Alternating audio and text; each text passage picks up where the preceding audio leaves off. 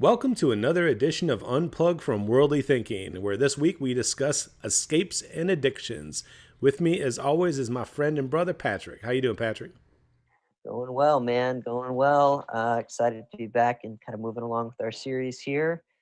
Last week we did freedom from stress, That was and good. that was a good one. I really liked how that one flowed and the examples we used, and overall just good old practical advice. And this one's another good one because everybody everywhere, has probably had some contact with what we're going to talk about tonight. So Of course, of I'm course. excited to get into it. In one way, shape, or flavor, I think that we've all touched on an escape, or even perhaps it turned into an addiction. And Sure. and I think a lot of people, feel bound to those things. And we're here to sit there and let you know you can indeed be free from these things, be cured from addiction forever. It just takes understanding how to do it the right way and in a healthy way. So let's go ahead Right. and get started. So, escapes and addictions defined. Escapes are pleasurable or stimulating substances, behaviors, or activities that one uses or partakes in as a means of coping with stress, anxiety, depression, anger, or other negative mental states of being. Addictions are physical or mental states of dependency on an escape, where withdrawal or other adverse reactions occur when the escape is absent. So let's go ahead and talk about the differences now of use versus abuse. Because there's really three states of this thing. You can use substances, you can abuse substances or behaviors or other things, or you could become addicted. And we're going to kind of differentiate those three. Let's start with use. The use of a substance or the participation in a behavioral act does not make one an addict or an abuser of that something.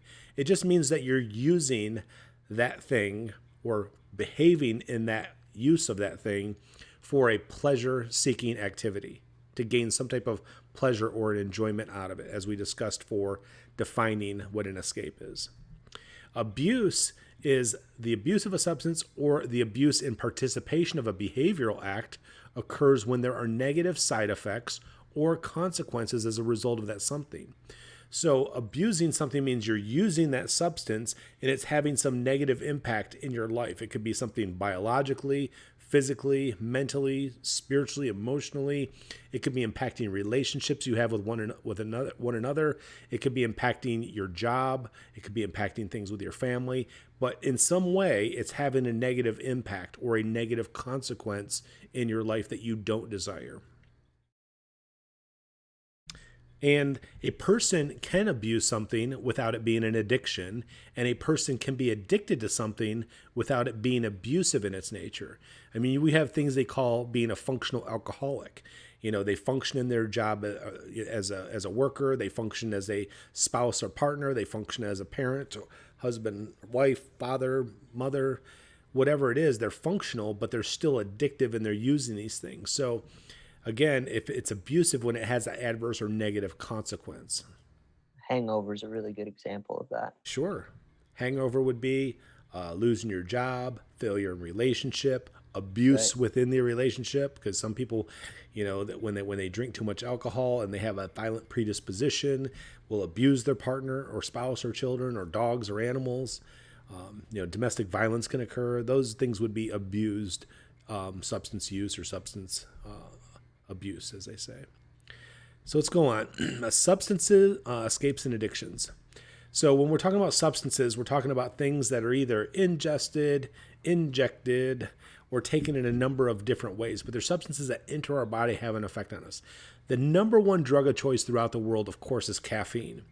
More people use caffeine than any other drug out there. And it's basically a minor stimulant and basically gives people energy or makes them, have a little bit more, pep in their step in the morning because they can get enough sleep or adequate rest.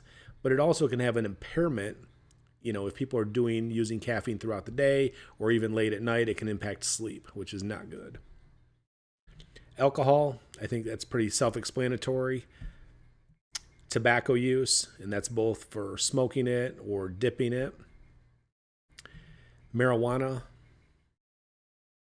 opioids such as heroin, codeine, hydrocodone, Oxycontin, oxycodone, amphetamines such as cocaine, methamphetamine, speed, and Adderall, other prescription drugs such as sedatives and hypnotics. Things people abuse Xanax quite often. People abuse other types of prescription medication quite often. And then hallucinogens such as LSD, DMT, ecstasy.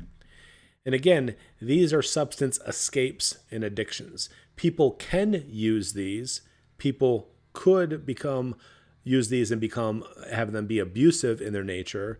And then they can also become addictive to where people are feeling the need psychologically or physiologically to continue to use them daily or weekly. And moving on to the next one, which are behavioral escapes and addictions, such as sex and pornography.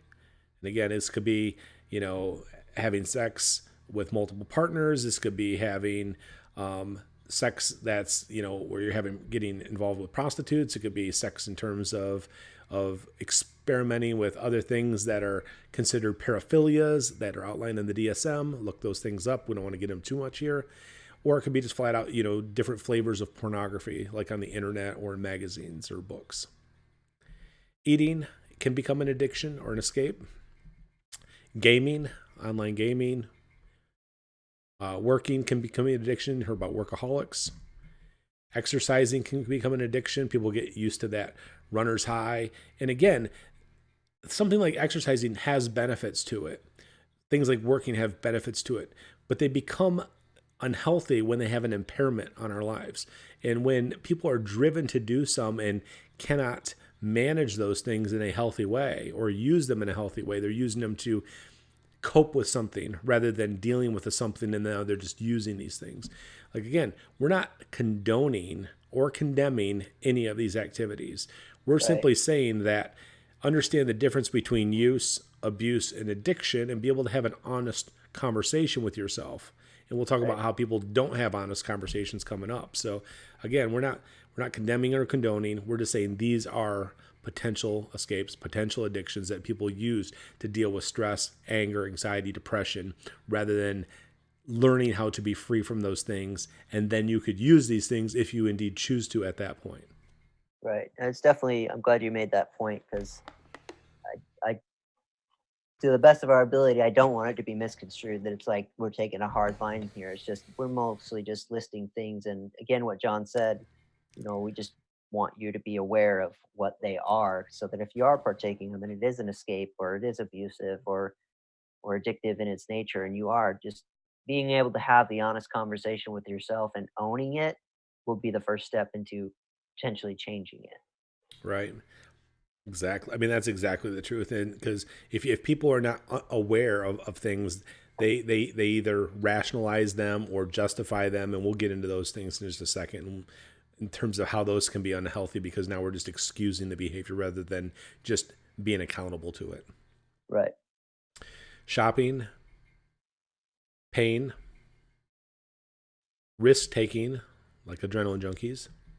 Social media, people are on social media 24/7, whether it be Twitter, Facebook, Instagram, whatever it is that they're, YouTube, I guess is another good one. Here we are on YouTube talking about YouTube. Yep. But again, there's a difference between use and abuse and addiction. Movies, television, fictional novels. People can engross themselves in binge watching on Netflix or binge watching on DVR, or just escaping into these things because life sucks for them, and can't deal with the stress and can't deal with the adversity and can't deal with the depression or the anxiety that goes along with not understanding life in a way that could be more healthy for you. Right. Impulse escapes and addictions. This list is a little bit shorter. We have kleptomania, which is that you just can't keep your hands off other people's stuff. Pyromania, you want to burn other people's stuff. Some people just want to watch the world burn. That's them. Some people just want to watch the world burn, like the Joker. Gambling. Intermittent explosive disorder, because people get addicted to that adrenaline rush high.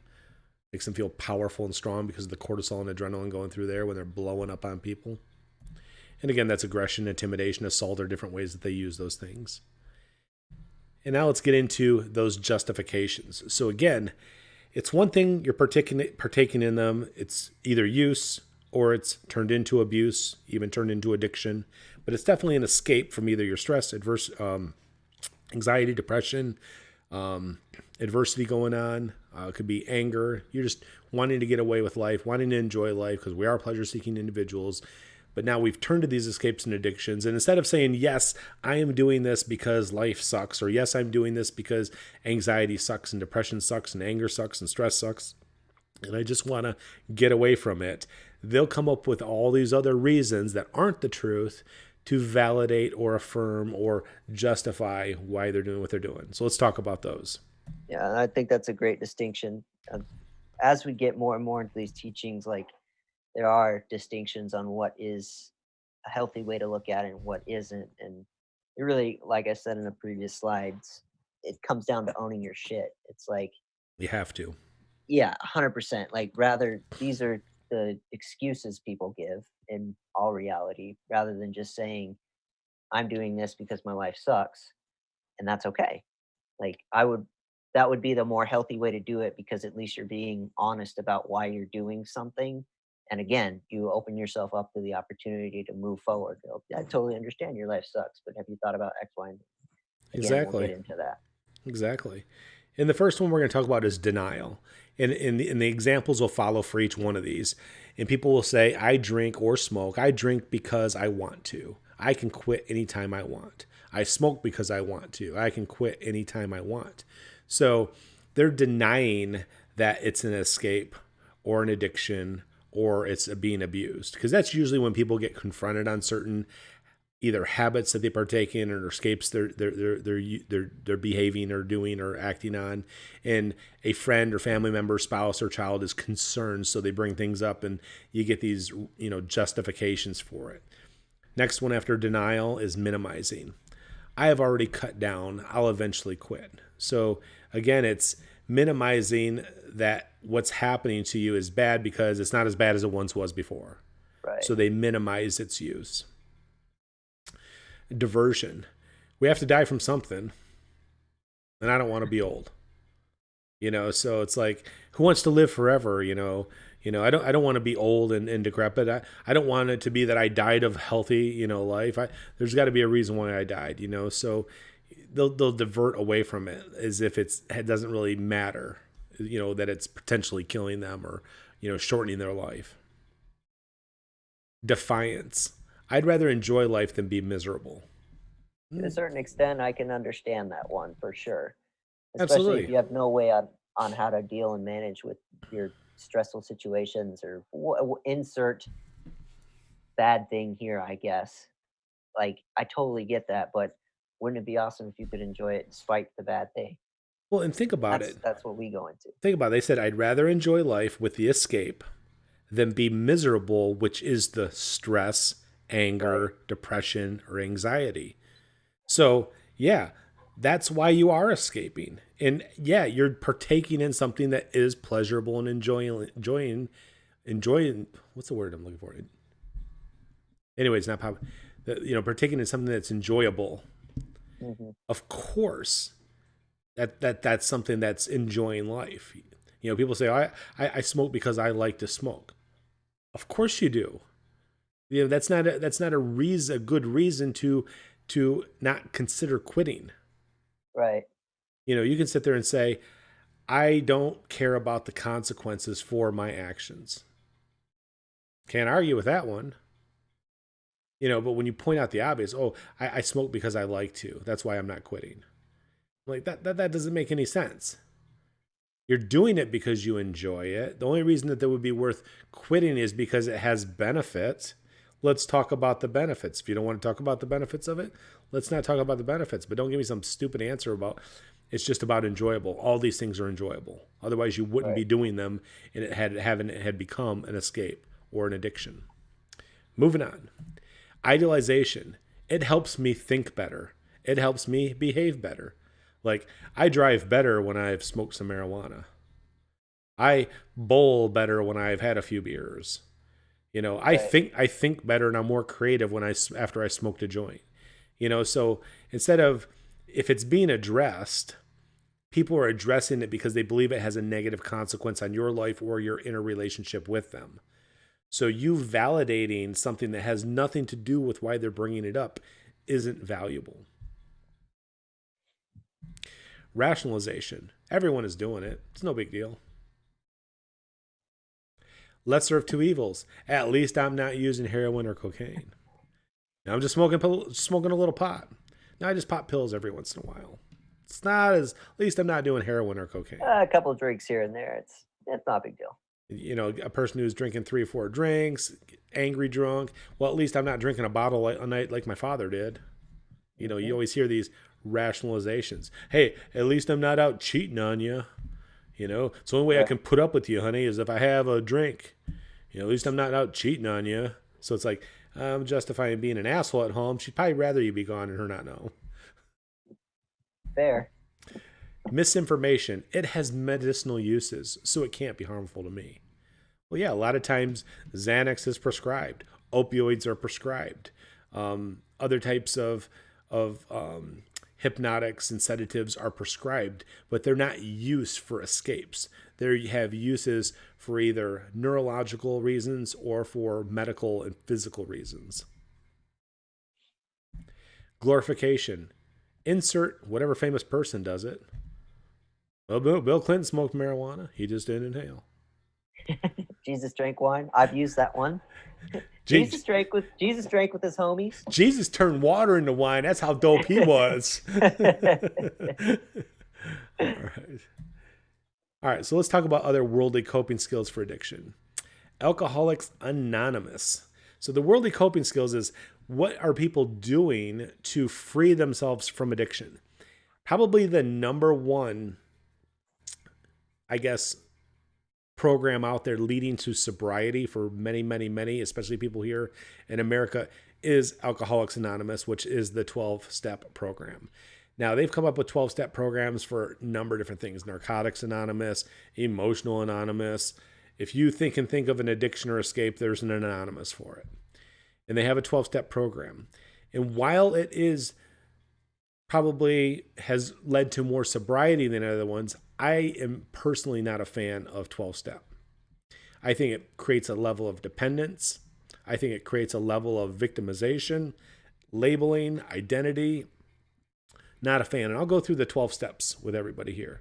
Number 1, step 1, we admitted we were powerless over alcohol, that our lives had become unmanageable. So step 1 is to admit you have a problem. Well, here's the thing. If you're seeking help, you've already admitted you have a problem. So this one's kind of moot in my point. 2, come to believe that a power greater than ourselves could restore us to sanity. And again, in the beginning, this used to become to come to believe that God is the only thing that could restore us to sanity, because this was started originally by Christians. But now it's just, you got to believe in a power. It could be the power of your mouse. It could be the power of a pen. It could be the power of the sky. It could be the power of nature. But they have to believe that there has to be a power greater than myself, which means that's not me that's doing this, that could restore us to sanity. Again, not a fan. 3, made a decision to turn our will and our lives over to the care of God as we understood him. So again, you made a decision to turn yourself over to whatever it is this power is. The power of the mouse, the power of the pen, the power of the sky, the power of nature. Again, it's making yourself dependent on something else rather than being restored and healed within, which is what we've always talked about. We, meaning Patrick and I. Number 4, made a searching and fearless moral inventory of ourselves. Love this step. This is really good because Patrick and I always talk about really being authentic and honest with yourself. Things that are your strengths, things that are your weaknesses, things that are healthy, things that are unhealthy. If you can't look at yourself objectively that way without heroizing or demonizing yourself, then that's not a healthy path to any level of healing or recovery. So again, I think that's a good step. Number 5, admitted to higher power or God, to ourselves and to another human being, the exact nature of our wrongs. Eh. Who cares? Yeah, I was gonna say, who gives a shit? What does that matter? It's in the past, man. I don't care what you did wrong. I don't care what mistakes you made. I don't care how bad your escape or addiction has caused abuse in your past towards yourself or towards others. That part isn't important. Because Right. if you're partaking in this to escape, you don't already have a healthy framework to view yourself or to view others in that way. I certainly don't want to be bringing up your mistakes when you're villainizing yourself over it, beating yourself up for it, self loathing over it. And while they say, oh, yeah, you need to accept yourself, great. I'm completely fine with that part. But if you told them that you were doing malicious things to malicious people, they wouldn't be okay with it, regardless if it was caused by the addiction or not. So, again, I don't think focusing on the negative is healthy. Focusing on what's causing the unhealthy, I'm all for. Right. What are the inner determinants biologically, cognitively, experientially, and emotionally that are determining your actions, behaviors, choices, decisions, and expressions? That's what's important to us. Working from the inside out, not on what you did, but what's causing that. What you did. Yeah. And And in some cases, yeah, it could be the substance that did it. But again, if that was the only reason you did it, hey, I was drunk, so therefore I smacked my wife. Cool. If that, and I'm not saying cool, you smacked her. I'm saying cool. That's the reason I was drunk, could not control my emotions, manage my emotions because of the impairment that was going on from the alcohol. What was driving the alcohol use? Couldn't stand being around my wife because she's always nagging or doing this, this, this. All right, let's talk about your inability to manage your emotions if your wife is complaining or right. desiring for you to do something different. That's what we're going to talk about. What's driving the annoyance there that you have to escape from? Let's get to the root of the problem, not just talk about the result of a problem. Like alcohol abuse or addiction is not the problem. The problem is underlying things. It's a result of the problem or a And I consequence of it. just in my own experience, not with AA, we'll get into it in the next slide here with various flavors of the 12-step program, but mine was CR. The problem I have with it is just I never see anybody come out of that self-loathing stage. It's always, I'm always going to be this. I'm always going to be this. And it's this like there's no empowerment behind it of I was that. I used to do this Sure. and now I'm X. And if there is some phrasing like that, it's always, but if I don't keep up this thing, I'm going to go back to that. Well, then you're not actually free from what you're, you look at alcohol, you look at insert addiction here with fear rather than, yeah, I used to be that. And now I've learned to grow and I don't have to worry about that anymore. So it doesn't create that. And then everybody's so hard on themselves in their meetings and everything like that. And it, it's sad because you don't have to be hard on yourself about it. Right. It's like, hi, my name is John and I'm an alcoholic. Hi, John. And we're going to talk about the unhealthiness of that. Number 6, we're entirely ready to have higher power remove all of these defects of character. Again, not reliant on you learning something new, but relying on some supernatural removing of those defects. Number 7, humbly ask supernatural power to remove our shortcomings. Number 8, made a list of all persons we Real quick harmed. on step 7, if you needed why is step 7 not step 1? Then you could skip everything else if it was that easy. Sure, that's a good point. Number 8, made a list of all persons who we had harmed and became willing to make amends to all of them. Step 9, made direct amends to such persons whenever possible, except when doing so would injure them or others. How do you know before you go talk to somebody if you're going to trigger them? Like they may never want to see you again. So you're making this list. Hey, Bob.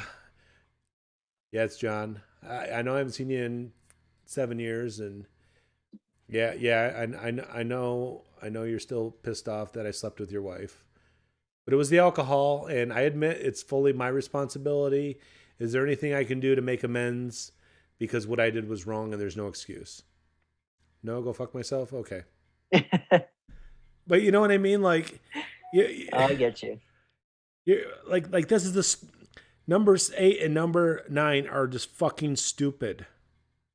It's Not a pointless. yeah, I'm not like talking about if somebody is a part of your life that you and you and you're just naturally just happen to run into them or you talk to them or whatever, that you go have a conversation, you say, you know what, I made a mistake, it was my responsibility, it was not okay, and they're willing to go, hey, you know what, people fuck up, people do the wrong thing, completely understand, I don't hold grudges. You can have healthy conversations. The majority of the world does not want to forgive you for your said wrong action and duty.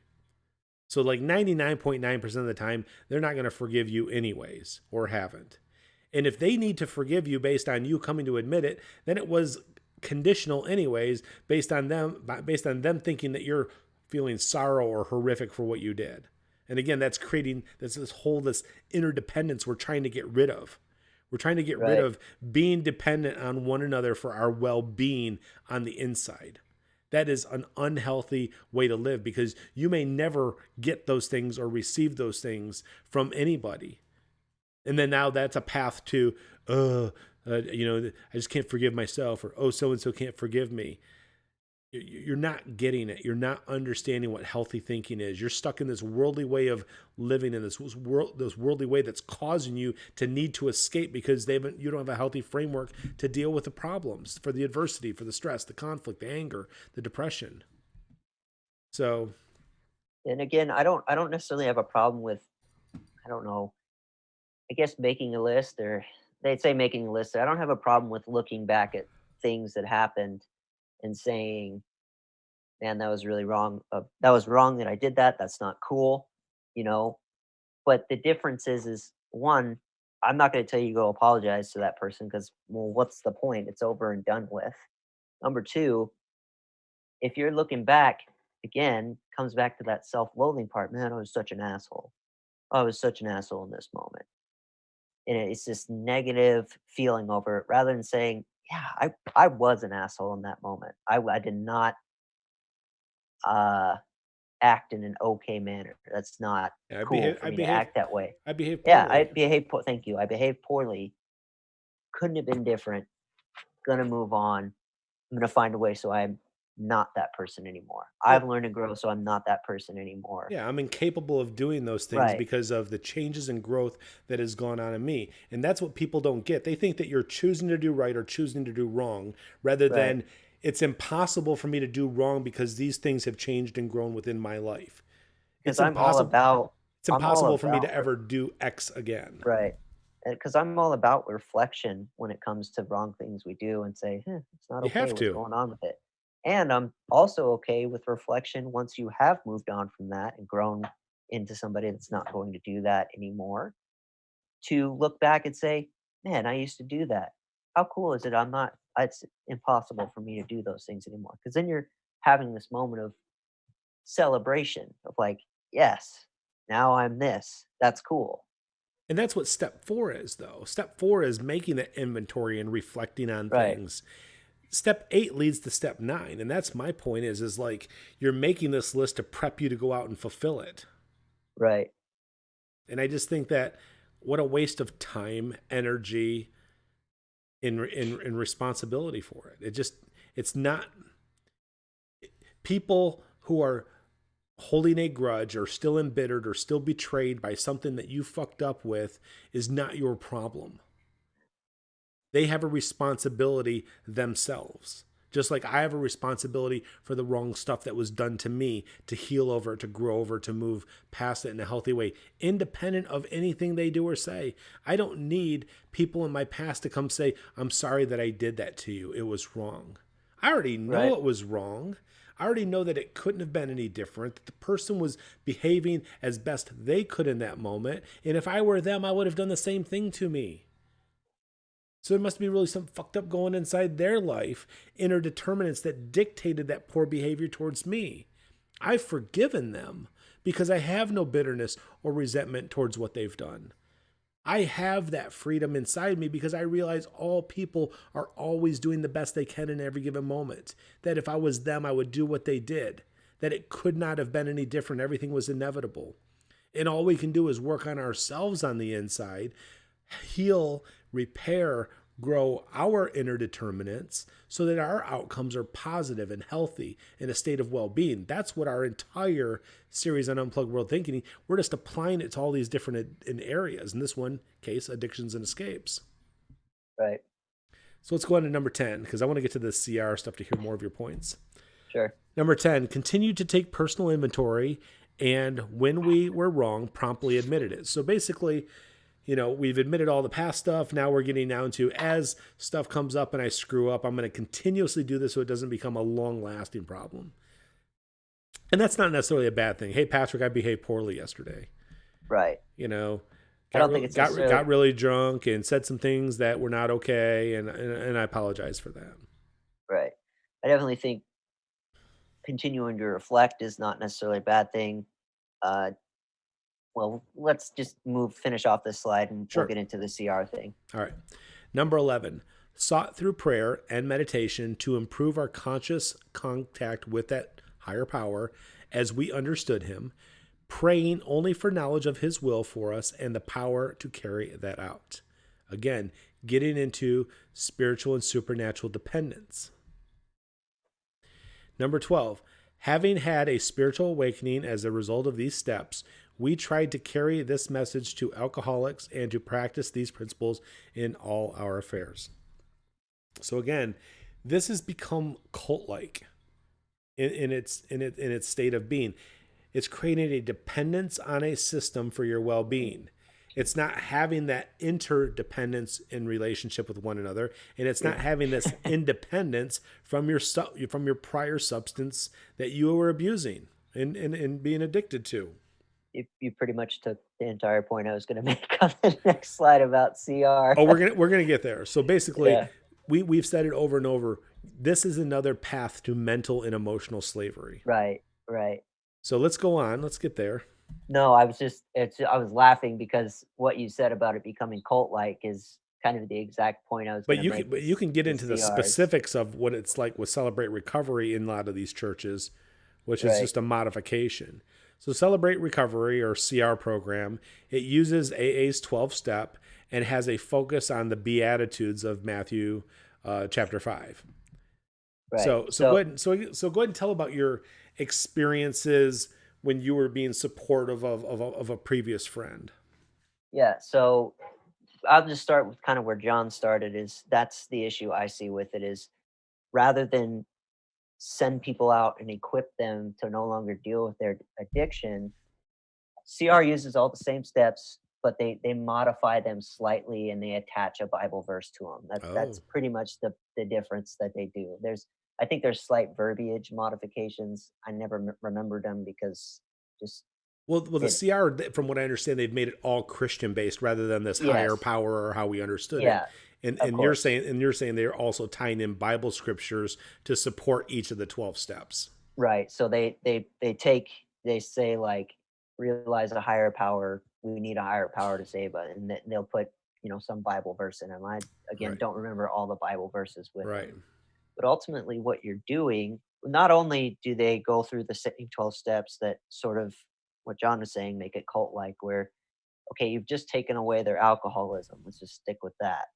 And now you've given them CR to where they always need to come to CR to be okay, and they always need to come to CR to be this, and now you've just created another dependence in their life where they're not actually free.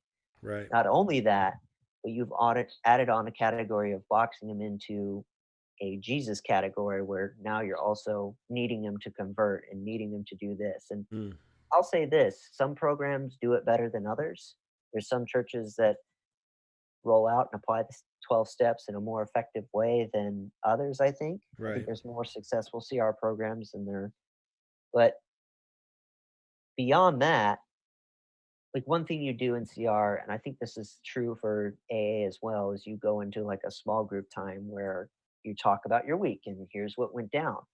On the surface, I love that idea. I love the idea of, these people who struggle with something come together and say, this happened.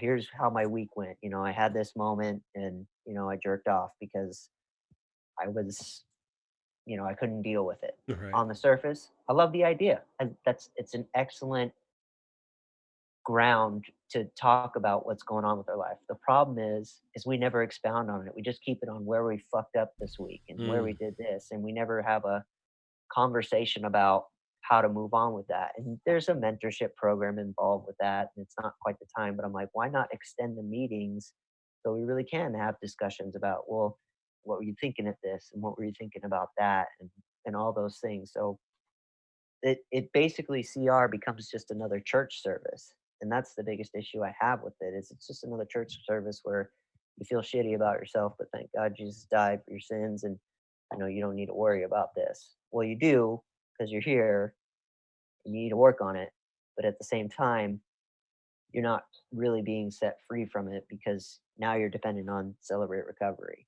And then there's all the entitlement that comes with being a having your chips, for 1 year, 2 year, and it's great to celebrate those things. Don't get me wrong, but it becomes I don't know. We talked last week about how I couldn't accept I'm doing the best I can even when I fail because of pedestals I got put on right. and things I believed about what a person in those pedestals act. I just think it creates that environment. Hmm. So I'm very critical of that environment because I know the damage it can do just in my own life. It's debilitating. I mean, it's the sense of dependency and the shame and the guilt that's, in my opinion, encouraged. Like, oh, accept your imperfect nature, but you got to feel bad and sorrowful for Right, what you're the burden you're continuously putting on your crucified Savior. right. And then that's you know definitely something to, it's not healthy, it's not freeing, and it's a lifelong involvement now you're that's necessary, not necessary because you want to have this quote relationship with your deity and relationship with your with your spirituality, but you're dependent on it to not drink or not Right. smoke weed or not do cocaine or not shoot up or not be addicted to pornography or not be addicted to gambling or shopping or whatever the addiction is or whatever the escape is you need this because if you don't you're screwed. Not only that, but who in and I've only been to one Celebrate Recovery, so whatever. But who in that program is not also just as messed up? Who's truly free from these things with the system that they built, where I, you're I don't think depending any on of them are this? free. I think that And that's my point. they're just picking So, lesser escapes in their own opinion. They've moved on from one substance or behavioral escape to another. and that is exactly my point. Is like it's a bunch of, especially in the Christian community, that Celebrate Recovery is of broken ass people. And I don't say that to be like Mean. mean. It's Yeah. just you're gathering a bunch of negative people together who will feel like shit for all the times they screw up. And then you're making them talk about it and not giving them anything to move on. Because every time they screw up, they still think they have to feel bad about it. Yeah. And that, they have to keep going through this whole several steps of making Yes. amends. You don't have to make amends for your past. You have to acknowledge that your past is not healthy and have hope or belief that you can become something different to where you don't have a desire to do those things anymore if that's indeed what you want for your life. And here's the other thing about the chip system where you get, I think it's like 30, 60, 90, and then it goes in years from there. Okay. Great. You get your 30-day trip, especially with addictions and how they kind of work. If you can get 30 days clean, all right, you can move forward from there. I think that's awesome. But what I found in my experience is, well, then you have this little reminder of here's how long you were good. And then what happens when you screw up? Man, I was good for this long. I just couldn't keep it. You just couldn't, you start feeling bad. And Again, if you couldn't keep it, then it fucking wasn't real to begin with. right, your days before didn't matter If because you're you were just tempted to willing yourself to do it. if you're tempted to continue to do it, you're not free from it. Right, And indeed you are a slave. And that's why I don't like these programs, because they do not create true healing within that's genuine and forever, so that you're not needing to continue to do these things. And all these right, things do is put a band-aid on a bigger problem right, and to kind of keep beating that same damn dead horse. sure. I mean, and again, I'll repeat what we say about the Band-Aid again. The Band-Aid is good. It has value. It has value, or yeah, okay. It has value. It's better than nothing. I'd say it like that Sure. because AA, by all means, has been successful in keeping people sober, and that ultimately is somewhat of a good thing. But it's not a true thing. Now, I'm sure there's stragglers in there and people who actually are end up becoming truly free from it. Just numbers alone tell me it's got to be some people in there, but it's a band-aid at the end of the day, and it creates a lesser a dependency on a less, I don't know, less harmful, physically speaking, if we're Sure. talking about physical substances, Right. a less harmful addiction in a physical sense, but it's still a coping mechanism and an addiction. Maybe Right. not an addiction, but a you need it to be okay in life. I don't Sure. want you to need anything to be okay with life. I just want you to be okay Sure. So, because then you're really free. all right, let's move on and get through these, because there's some talking points I want to do at the end too. Smart recovery is another program that's it's like another process or things you have to go through, but they eliminated the whole dependent on a higher power thing. And I'm just going to go through these briefly. You can look this program up. It's another option other than 12 step if you don't like 12 step like I don't like 12 step. Number 1.1 is building and maintaining motivation. So they get into what motivates us as human beings. What are these motivations to do what we do and not do what we don't do? And it teaches people how to build and maintain motivation, because people think, oh, people are just naturally motivated. No, you're not. You learn these things as children, as toddlers, or you don't. So motivation is indeed learned. Number 2, coping with urges. So again, the issue with this is they're making the assumption that you're always going to have urges, and they're going to give you healthier skills within yourself, which is good, to cope with those urges. So again, band-aid.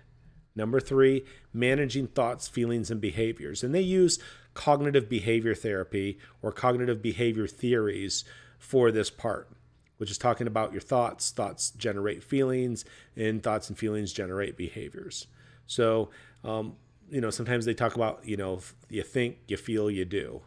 And they've used those in different things. Again, they're all just different flavors of cognitive or rational behavior therapy. And number 4, living a balanced life. So they integrate, work hard, play hard, be able to have fulfillment in many different ways, not just, becoming excessive in any one area. Again, it's better than, in my opinion, than 12 step, but again, it still has its limitations in comparison to what I think that what we offer and what we can teach and share do. Counseling, I think, is another thing that people can do, is go get individual counseling for any type of substance abuse. Trained counselors, clinical social workers, psychologists, psychiatrists, nurse practitioners, substance abuse counselors, licensed substance abuse counselors are all adequately trained to deal with addiction, as far as at least helping you maintain sobriety better. It can be both individual and group therapies, and then also residential treatment. So you can check yourself into residential treatment if the addiction is really bad, where they can also facilitate, like, let's say you have a heroin addiction and you have a physiological dependency on it. They can get you in there, get you on methadone, help taper off your urges and your needs physiologically, while they're also working doing individual and group counseling while you're in said residential treatment facility. And then also there's detox centers, where they have 24-hour detox centers, 72-hour detox centers, and, sometimes even 28-day detox centers. When Mm. it comes down to addictions in any flavor, what happens to the brain during addiction, whether it be alcohol, drug use, pornography, gambling, shopping, all those type of things, when they are abused or done in excess and they've become addictive, which they become daily things in your life, your brain rewires itself and categorizes said behavior or activity like a physiological need. And we've talked about the need to breathe and the need to eat and the need to drink and the need to sleep and excrete for warmth, for sex, safety, shelter. We have these physiological needs in us for our survival. Well, we know from studies we've done, especially when it comes to substance abuse or alcohol abuse, that the brain rewires itself to think that it needs these things like a physiological need. The difference is if you detox over a period of time, you in fact don't die, which is really cool. But when it takes is about 45 days, 45 to 60 days of detox to get the brain not to get the brain to unwire as a physiological need. That's why they say alcoholism is a disease or Mm. substance use is a disease, because of the way that it affects the biology in the brain in that physiological way. So while your alcoholism may be a disease, it doesn't always have to remain a disease, or Right. gambling, or shopping, or pornography, or any other substance abuse. If you detox from said thing for 45 to 60 days, your brain will rewire and it won't be prevalent as a physiological need.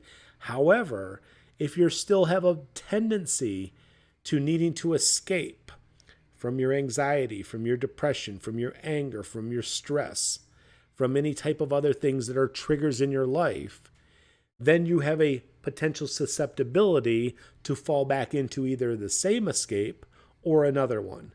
Some people will, go from drinking alcohol to now I just smoke pot. Some people will sit there and go from doing heroin to now I just drink alcohol or smoke pot.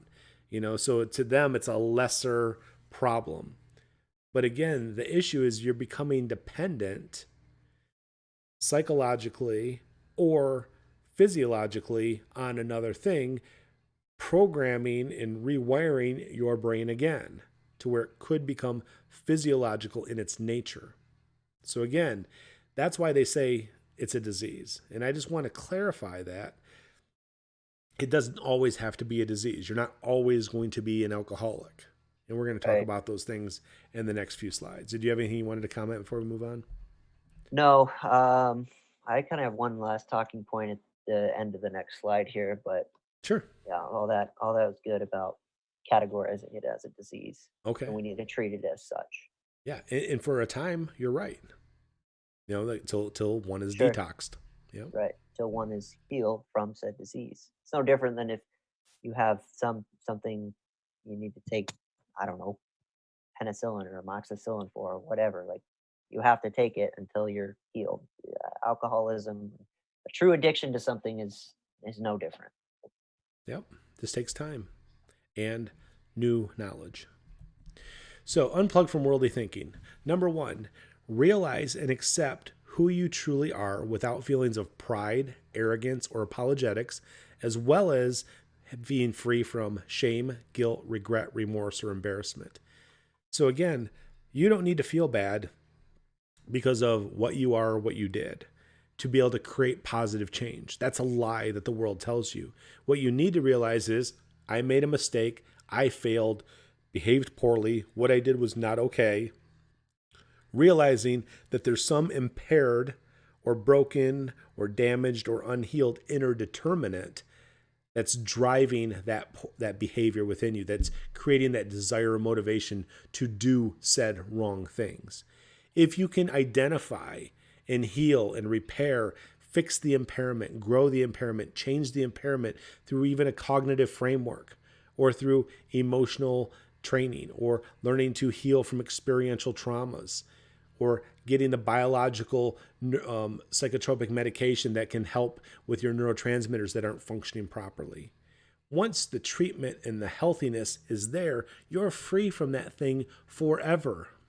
There's no more temptation to do those wrong things. So therefore, there was never a reason to feel, you don't have to feel bad to create change. You have to realize something was a problem to create change. So again, we talk about this stuff and we'll continue to talk about this throughout these unplugged teachings. Number two, realize it is possible to live without escapes and addictions and still be able to live a life of esteem, pleasure, purpose, and worth. So again, a lot of times people won't think they'll enjoy their life without said substance use or behavioral participation in something. But there are a lot of pleasurable things that you can do that are also healthy for your lives and don't have an impairment or impact on others as well. Number three, make time to become biologically healthy, cognitively empowered, experientially healed, emotionally peaceful, and spiritually wise. And again, spiritually wise means an application of wisdom. Okay, it's not talking about any specific religious belief. Being spiritually wise means that you have the ability to apply what you've learned easily and readily and don't have to act it out. It's part of your inner being of who you are. So again, biological health, taking care of all of the things that are biological, making sure our neurotransmitters are right, our hormones are in balance, making sure that we're getting adequate sleep, adequate food, adequate drink, adequate warmth, being able to be healthy, taking care of our hygiene. When we're talking about cognitive empowerment, it's about building a self-esteem and self-worth and self-confidence. We've already talked about this teaching. It's out there. Go find it. Being experientially healed. We just did a teaching on healing. Watch that teaching. Emotional peacefulness comes through emotion management. We're still going to do a teaching in the future on emotion management. And again, when you put all four of these together, you become wise. You have wisdom. It's the application of things. Then you'll be able to teach others to do the same as well.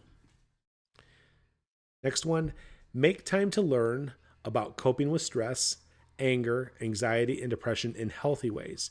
And again, we did the teaching last week on stress. We're going to be doing anger, anxiety, and depression here in the near future. So be looking out for those three teachings that are going to be coming out in these premieres. And it's going to give you the abilities to manage and be free from stress, free from anger, free from anxiety, and free from depression without just acting like you are. It's a beautiful thing. And then finally, you are not your escape or addiction. Rather, you are suffering from the slavery toward it. And again, we've talked about emotional and mental slavery in our previous teachings. And again, avoid saying I'm an alcoholic. Avoid saying I'm a drug addict. Avoid saying I'm a sex addict. You are not the disease or the escape. You're not. You are an individual person who may be suffering from alcoholism, suffering from depression, suffering from anxiety, but you're not depressed. You're not your disorder. You're not your escape. You're not your addiction. If you identify as those things, how can you ever think of yourself being apart from them or free from them? And would Right. you want to add on that, Patrick? Just pretty much everything you just said. Like, don't box yourself into whatever you have been labeled to in the past. Like a 'Cause category it's or a label.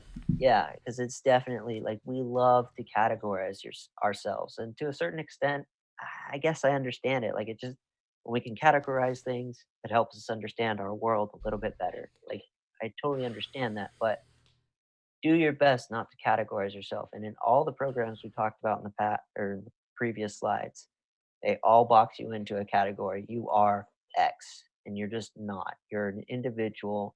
You're a person, and that's what you need to call yourself as. Healthy or unhealthy, that's what you are. But you can become something else is if and the big first step in that is not being your label. Don't live your label. Don't accept the labels that are put on you. Just accept that you are you. And that's kind of just the only point I wanted to make on that is we categorize and box ourselves into so many things in life. And if we could break free from those things, it's a good first step into living a more free life from what people say you are or what even you think you are. Sure. And if you're somebody who is still suffering from an addiction or an escape that you want to be free from, that you don't want to be a slave to, and you've gone through this teaching and you're still struggling with some of those things, feel free to reach out to Patrick or I. Either email us, contact us through the comments. We'll get a hold of you if you want to have private conversations. We can walk you through and give you the knowledge or the pieces of information that you're missing. Remember, the goal in this entire series is for you to be the experts for your life. Right. Every single one of these teachings is to eliminate dependence, not dependence on us or dependence on somebody else for the freedom that you can have within, but to be able to have that and then just enjoy the nature of relationship with people. You Right. know, And I don't really know how to say it better. It's like that's it. Is like I don't want you to need anything. Whatever you're struggling with, whatever you're doing in life, I don't want you to need anything to enjoy life. I want you to just be able to enjoy life. I know what that right. looks like. I live that, and it's amazing. And I don't need John to enjoy my life. I don't need anybody or anything to enjoy my life. I just do. And there's freedom in that because it allows you to enter into, I'm going to enjoy this relationship because it's something I want to enjoy. Or Or, enjoy this moment in time, enjoy this experience yeah, in this moment. 100%. And it's, you learn to value these just individual interactions with people, these individual relationships with people that are not based on dependence but interdependence. It's a mutual desire and an enjoyment just for whatever it is and becomes, not Right. some huge expectation like, oh my god, this person just has to like me and they have to accept me and they have to, you know support me and be loyal to me. And like, no, that's just like putting all these categories of potential rules and regulations because of your insecurities and fears. Right. And then beyond that, to addictive substances and things like that. Now, I'll preface this by like things like heroin and cocaine, once you're free from them, I'm not entirely sure how much we really want to go back to those things or enjoy those things, but again, that's just me. But then we've kind of stuck on alcoholism all night, but eventually when you are healed from these things and you are healed from the symptoms of alcoholism, which is the healthy way to say it, you can go, I'm going to enjoy a nice glass of wine tonight. And it's going to stay a nice glass of wine because I don't need it anymore. Right. Do we have a slide after this or was this it?